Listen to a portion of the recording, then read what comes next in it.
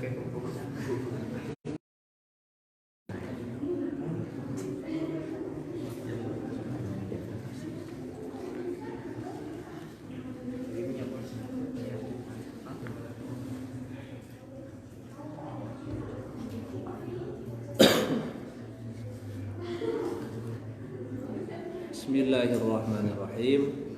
Assalamualaikum warahmatullahi wabarakatuh. Waalaikumsalam warahmatullahi wabarakatuh.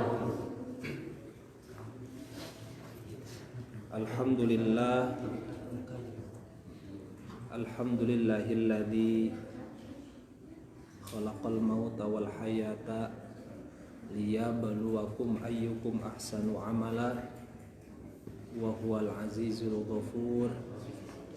Asyhadu an la ilaha illallah wahdahu la syarikalah wa asyhadu anna Muhammadan abduhu wa rasuluh. Allahumma salli wa sallim wa barik ala sayyidina Muhammadin sallallahu alaihi wasallam wa ala alihi wa sahbihi ajma'in, amma ba'd.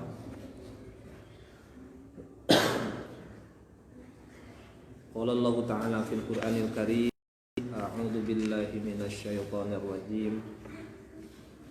Bismillahirrahmanirrahim. Ya ayyuhalladzina amanu kutiba alaikumus syiyam kama kutiba alal ladzina min qablikum la'allakum tattaqun.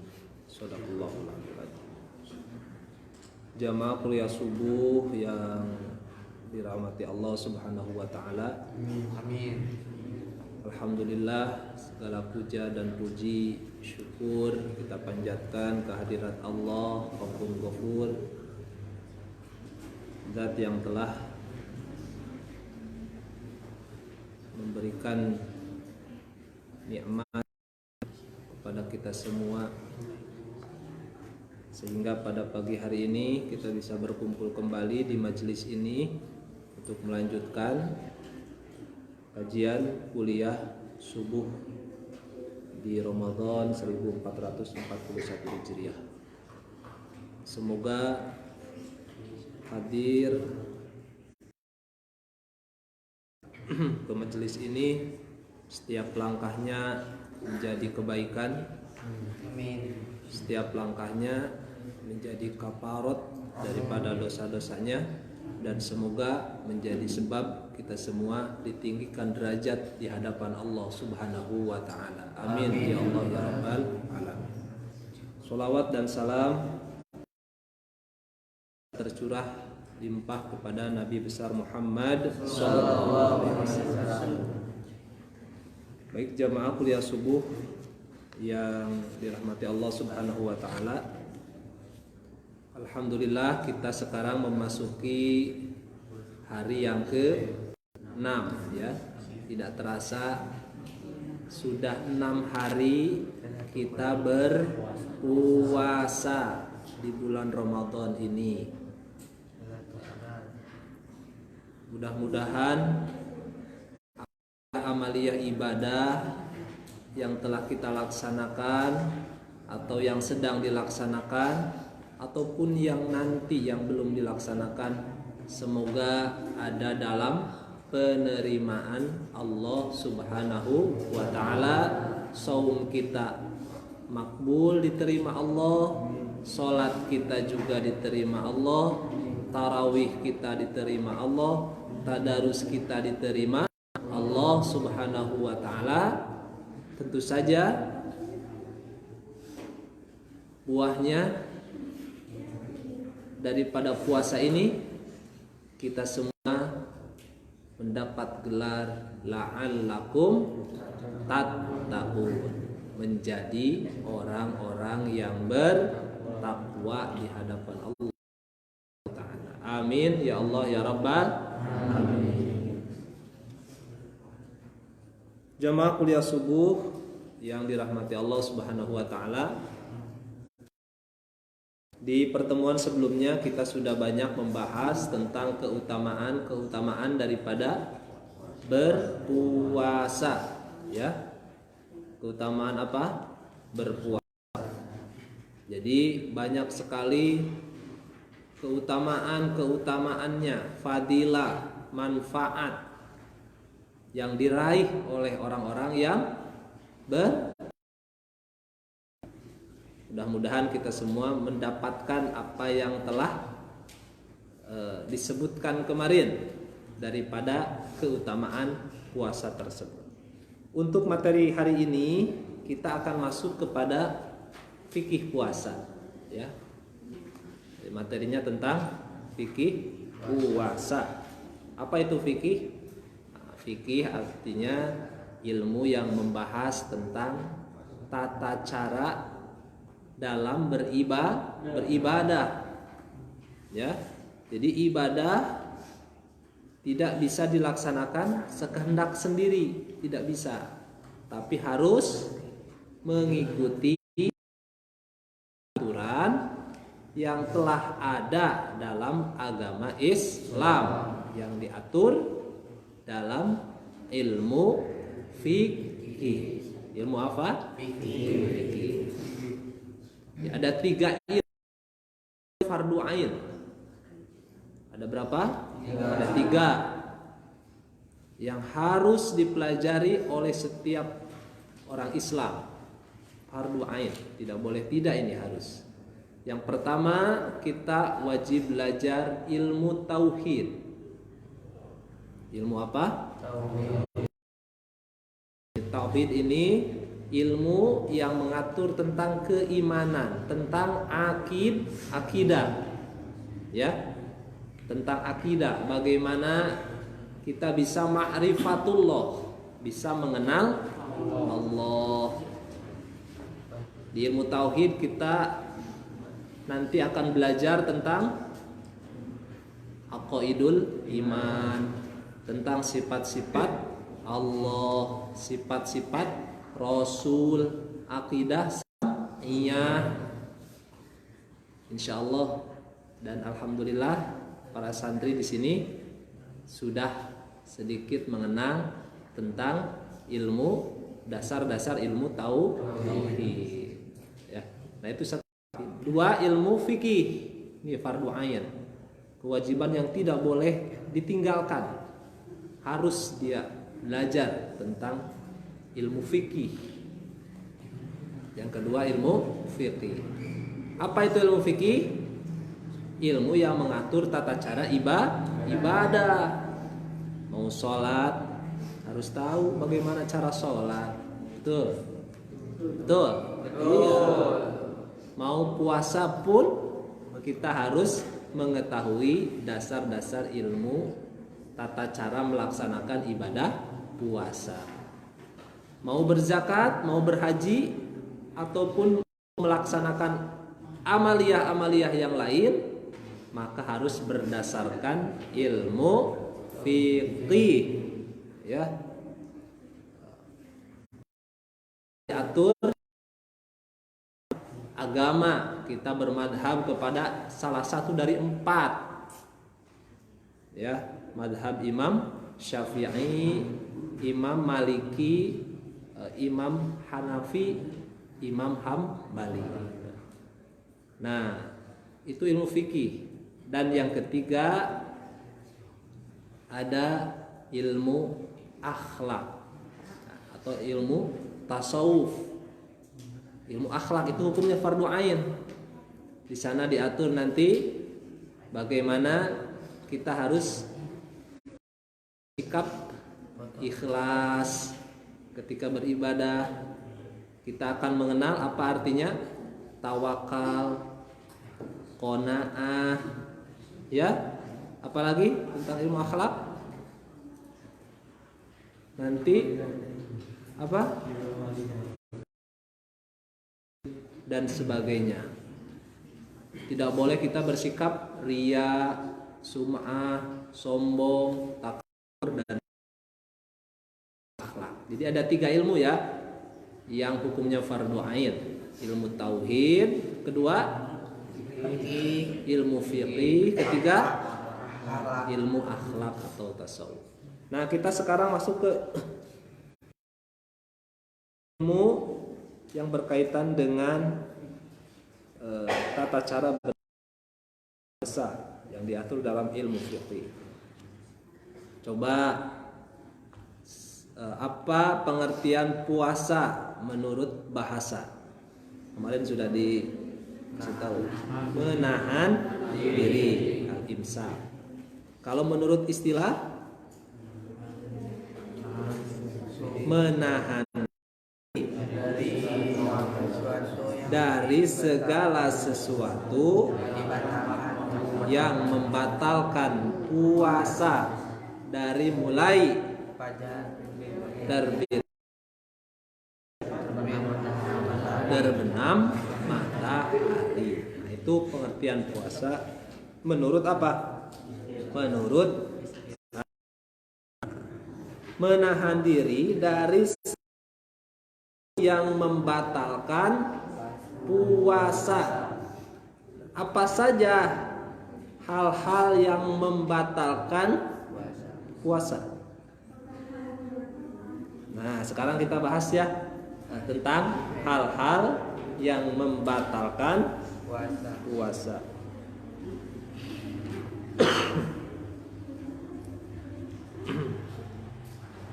Bapak ambil sumber dari kitab Safinatun Najah tentang hal-hal yang membatalkan puasa yang harus ditahan. Kalau dilaksanakan batal puasa.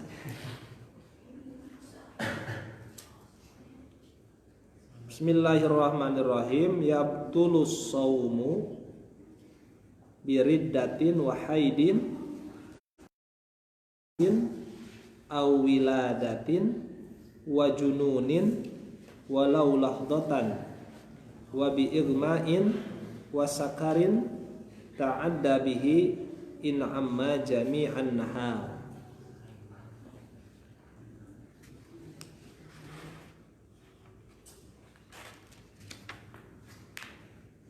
Jadi kita judulnya hal-hal yang membatalkan puasa. Yang pertama, hal-hal yang membatalkan puasa adalah memasukkan sesuatu ke dalam salah satu dari 5 lubang. Memasukkan sesuatu ke dalam salah satu hukum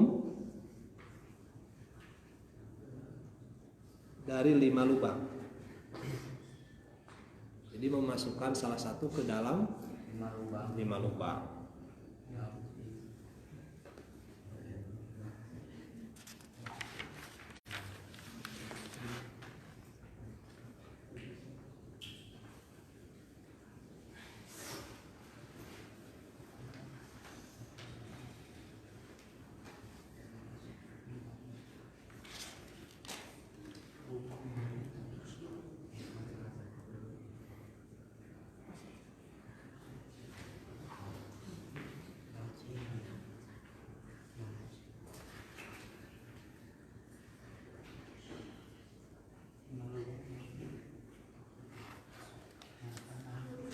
Satu, mulut. Nah,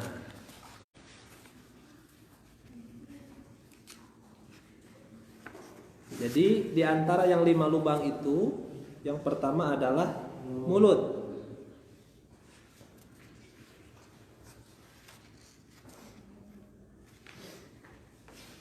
Jadi kalau kita memasukkan zat atau ain ke dalam mulut bisa membatalkan, tapi tidak semuanya membatalkan. Hukum memasukkan sesuatu ke dalam mulut itu ada 4. Satu yang membatalkan. Satu yang apa? Yang membatalkan. Yang membatalkan apa? Yaitu di saat kita memasukkan sesuatu ke dalam mulut kemudian menelannya. kemudian menelannya, maka jelas itu hukumnya batal. Dan dilakukan dengan sengaja serta sadar. Ulangi, dilakukan dengan sengaja dan sadar. Jadi memasukkan makanan atau apapun itu dan tahu bahwa dia sedang berpuasa tanpa ada paksaan, maka hukum memasukkan yang seperti itu batal puasanya. Contoh, kita makan permen,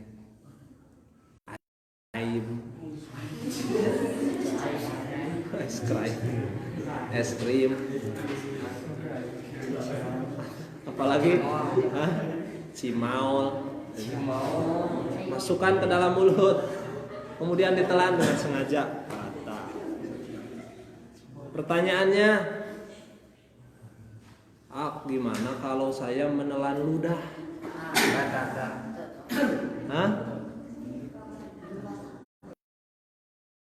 Ketika puasa suka menelan ludah? Ya, banyak. Bagaimana hukum menelan ludah?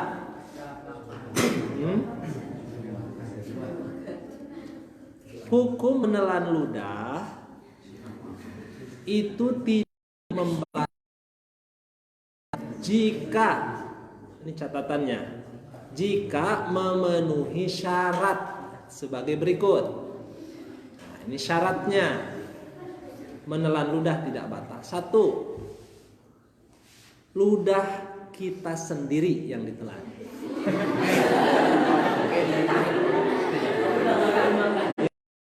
Itu tidak batal. Jadi bukan ludahnya orang lain. Jadi kalau ludah orang lain ditelan sama kita, batal. Ya. Yang kedua, ludahnya tidak bercampur dengan sesuatu yang lain. Jadi ludahnya misalkan bercampur dengan ice cream.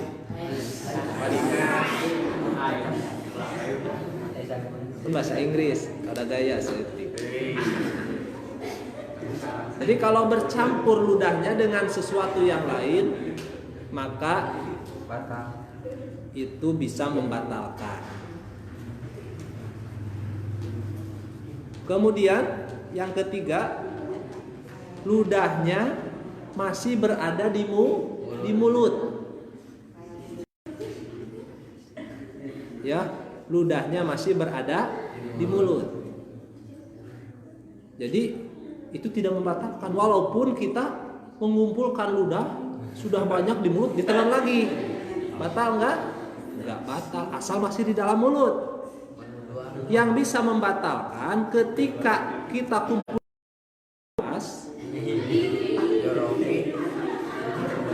sudah itu ludahnya diminum lagi, batal itu. Nah, apalagi kalau ludahnya sudah masuk jam 12 siang, itu bau luar biasa. Ya, paham ya? Jadi, syaratnya apa? Ludah tidak membatalkan puasa apabila 1, ludah kita sendiri. Yang kedua, ludahnya tidak bercampur dengan sesuatu yang lain, misalkan bercampur dengan makanan atau apapun itu. Yang ketiga, ludahnya masih di mulut sendiri, jadi tidak boleh mengeluarkan ludah kemudian dimasukin lagi, itu jadi membatalkan puasa. Jadi nggak apa-apa ya.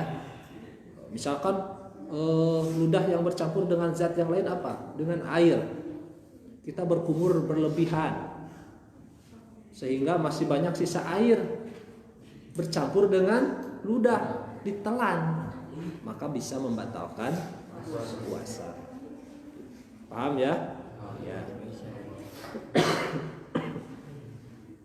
Nah, bagaimana kalau misalkan dengan sisa makanan?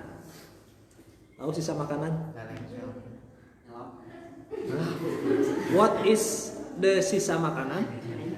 Bahasa Jermannya is kulat.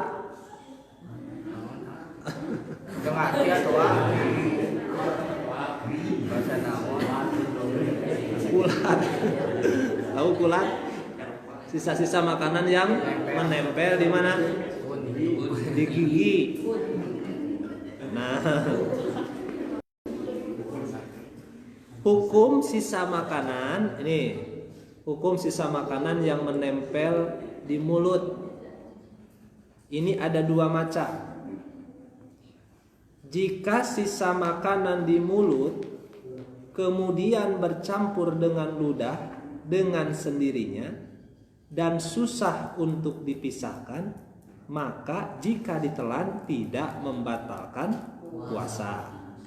Sekali lagi, sisa makanan yang ada di mulut bekas makan apabila bercampur dengan ludah dengan sendirinya dan susah untuk dipisahkan, maka tidak membatalkan puasa.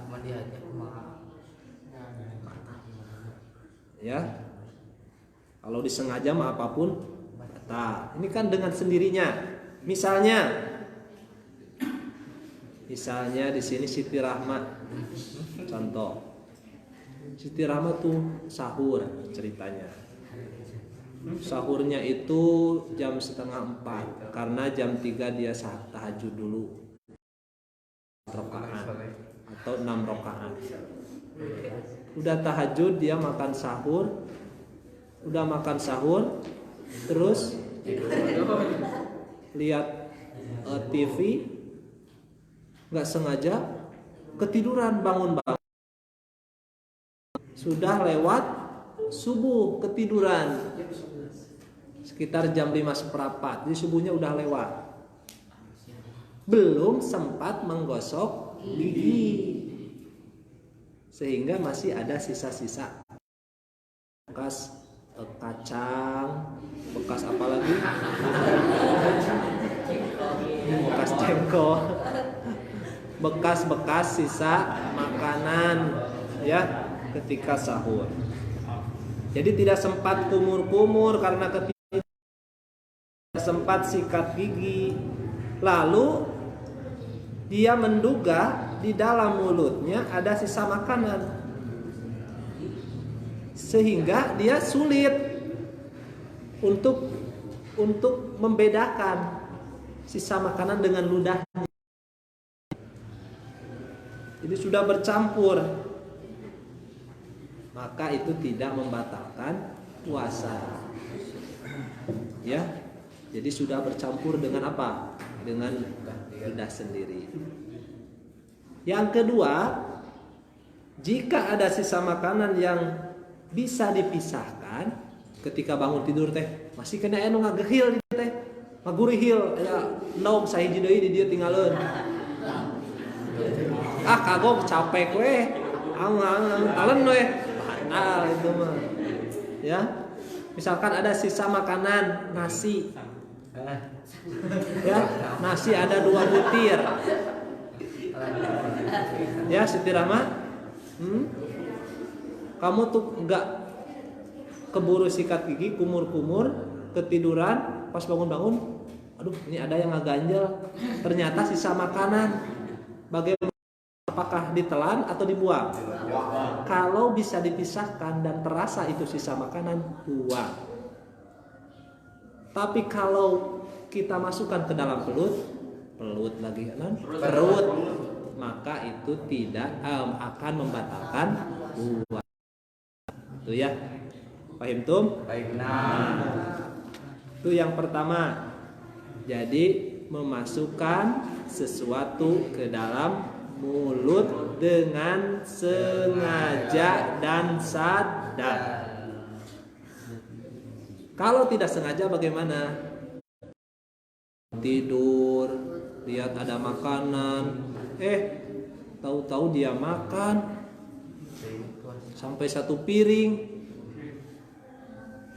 Pas ditanya, itu nasi kemana? Di meja nggak ada 1 piring. Ternyata dimakan oleh kakaknya. Pas ditanya ke kakaknya, aku yang makan. Kenapa kamu makan?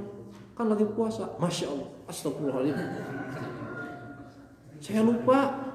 Kirain bukan hari sedang puasa tadi. Bangun tidur langsung makan. Itu tidak sengaja. Tidak membatalkan puasa. Justru itu adalah makanan rezeki yang diberi Allah dari surga. Ya, itu satu yang membatalkan. 2, ada yang hukumnya makruh ketika memasukkan sesuatu ke dalam mulut. Yang kedua yang apa? Makruh. Yang makruh ini artinya tetapi tidak dosa jika dilanggar, itu makruh. Dilarang tapi tidak dosa jika dilanggar. Memasukkan apa contohnya? Yaitu jika memasukkan ke dalam mulut tanpa kita telan, hanya main-main saja. Jadi misalkan kita memasukkan permen, kemudian atau memasukkan apa? Pulpen. Kita kan suka digigit, main-main, tapi tidak ditelan, dibuang lagi. Itu makruh, tapi tidak membatalkan puasa kalau tidak ditelan. Tapi makruh, lebih baik ditinggalkan. Makruh. Yang ketiga, hukum memasukkan sesuatu ke dalam mulut mubah. Mubah ini seperti apa? Boleh dilakukan dan tidak dilarang. Seperti apa? Contohnya ketika kita sedang memasak, ya, untuk mencicipi masakan, tapi dengan catatan tidak ditelan, ya, tidak dimasukkan ke dalam mulut.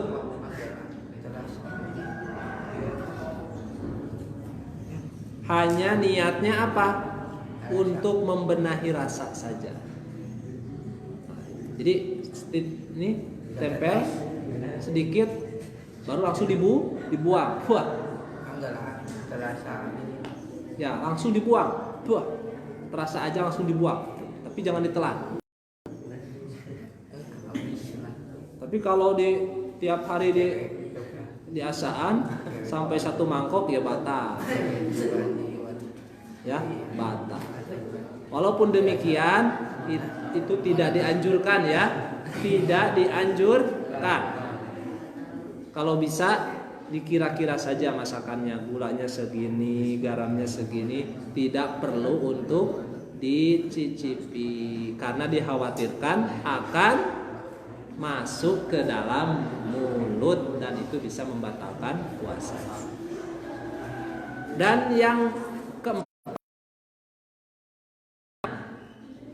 memasukkan sesuatu ke dalam mulut. Seperti apa? Yaitu dihukumi sunnah ketika berkumur-kumur di dalam berwudu, tapi tidak berlebihan.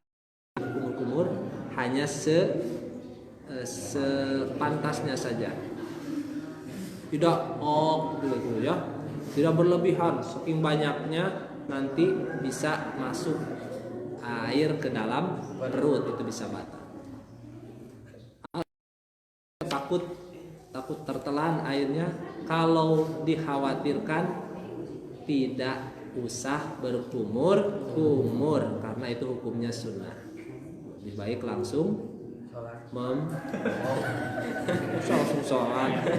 langsung membasuh muka, ya, istinsak dan berkumur-kumurnya Kalau memang takut tertelan air, maka tidak apa-apa, langsung apa? Mencuci atau membasuh. Paham ya? Jadi yang membatalkan puasa satu apa? Memasukkan sesuatu ke dalam 5 lubang, 1 mulut, 2 hidung. Memasukkan sesuatu ke dalam lubang hidung itu bisa membatalkan puasa. Apa batasannya? Bisa membatalkan puasa. Batasannya ketika kalau memasukkan air kita terasa panas di sini, tersengat, ini suka nyerang. Nah itu batasannya. Tapi kalau kita memasukkan telunjuk, ambil kotoran daripada apa? Hidung, cukup segini, itu tidak membatalkan puasa. Kalau sampai segini maksudnya itu bisa membatalkan puasa. Ya. Yang ketiga, telinga.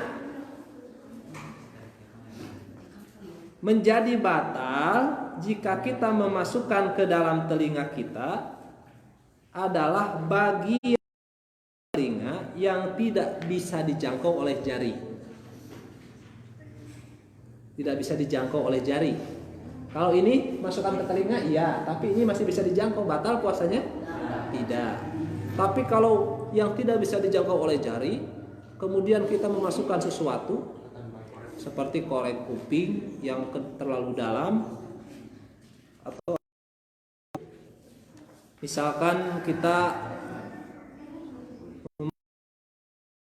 air ke dalam kuping yang tidak bisa dijangkau oleh jari kelingking, maka itu membatalkan puasa. Tapi kalau membersihkan yang ada bisa dijangkau oleh jari, itu tidak membatalkan puasa. Paham? Ya. Kemudian yang keempat, lubang yang bisa membatalkan puasa adalah jalan depan atau kemaluan atau tempat buang air kecil. Kita sesuatu, misalkan kita memasukkan apa? Memasukkan apa ya? Ada orang sakit, susah pipis, dimasukkan pipa atau selang ke dalam, maka itu membatalkan puasa. Ya, paham? Itu bisa dibahas terlalu jauh. Dan yang kelima, lubang belakang atau alat buang air besar. Nah, ini apabila memasukkan sesuatu ke dalam lubang belakang, yaitu tempat buang air besar, biar keadaan darurat pengobatan, maka membatalkan puasa. Termasuk memasukkan jemari ke dalam lubang apa? Lubang buang air besar. Dimasukin segini. Atau kita sengaja berenang. Di mana? Di kolam renang. Terus gak kuat, ketika sedang di dalam air kentut. Buluk-buk, ada bunyinya. Ketika terbuka lubang tersebut, maka otomatis air akan tersedot oleh jet pump.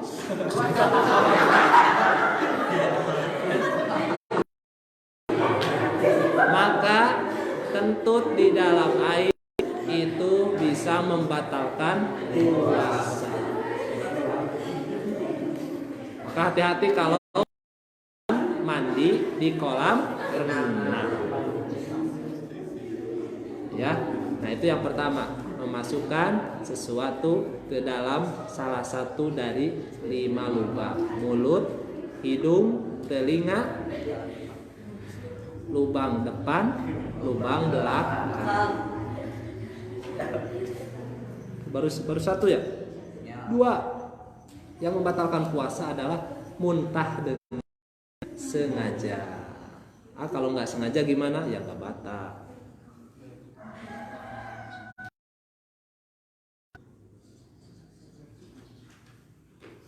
Jika muntah yang terjadi karena tidak disengaja, itu tidak membatalkan puasa. Dengan syarat, misalkan satu, kita tidak boleh menelan ludah yang sudah ada di mulut.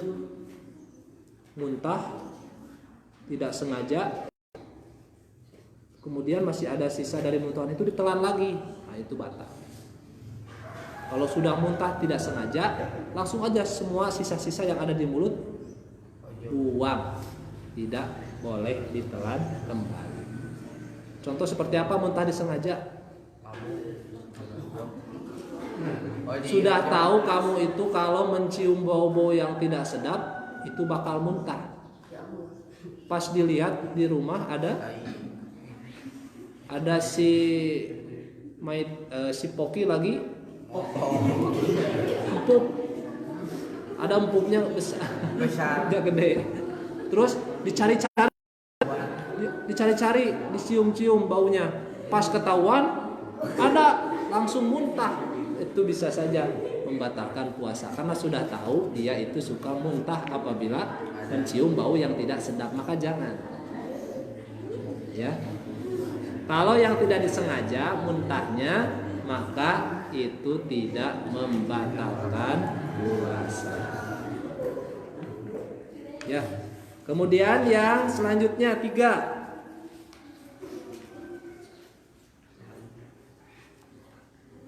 Bersenggama atau hubungan intim suami istri di siang hari itu dengan sengaja. Bahkan apabila melaksanakannya itu hukumannya atau dendanya memilih salah satu dari 3 kafarat. 1 berpuasa 2 bulan berturut-turut, gantinya nanti. Yang kedua, yang pertama memerdekakan hamba sahaya, yang kedua berpuasa 2 bulan berturut-turut, yang ketiga memberi makan kepada 60 fakir miskin. 1 orangnya 1 mun atau sekitar 6 ons apabila dia melakukan hubungan intim di siang hari di bulan suci Ramadan. Ya, 3. Kemudian yang keempat yang menyebabkan batal puasa, haid. Keluar darah haid ketika berpuasa batal. Yang kelima, nifas.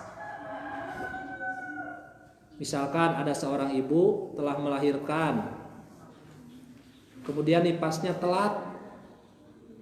Saya mau puasa saja karena nifasnya sudah nggak ada. Ternyata keluar lagi nifasnya ketika sudah puasa, maka itu batal. Kemudian apalagi yang membatalkan puasa? Melahirkan. Dan yang terakhir murtad. Yang terakhir murtad atau keluar dari agama Islam. Ketika sedang berpuasa, dia berucap saya tidak yakin kepada Allah, kepada Nabi, murtad, maka batal puasa. Ya, kesimpulannya ada berapa yang batalkan puasa? 1, memasukkan sesuatu ke dalam 5 lubang.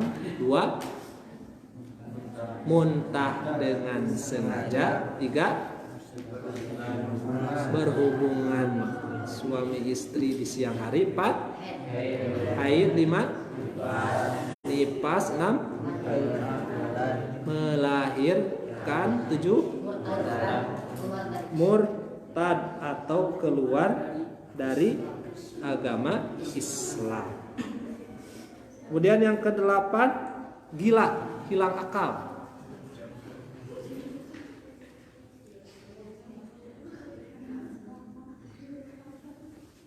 hilang akal.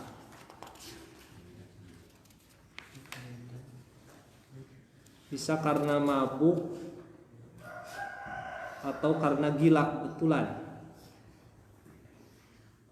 Dan yang terakhir, keluar mani dengan sengaja. Keluar mani dengan sengaja. Tapi kalau nggak sengaja karena mimpi, tahu-tahu sudah basah, nggak batal, tinggal mandi saja. Tapi kalau disengaja, misalkan kamu pegang-pegang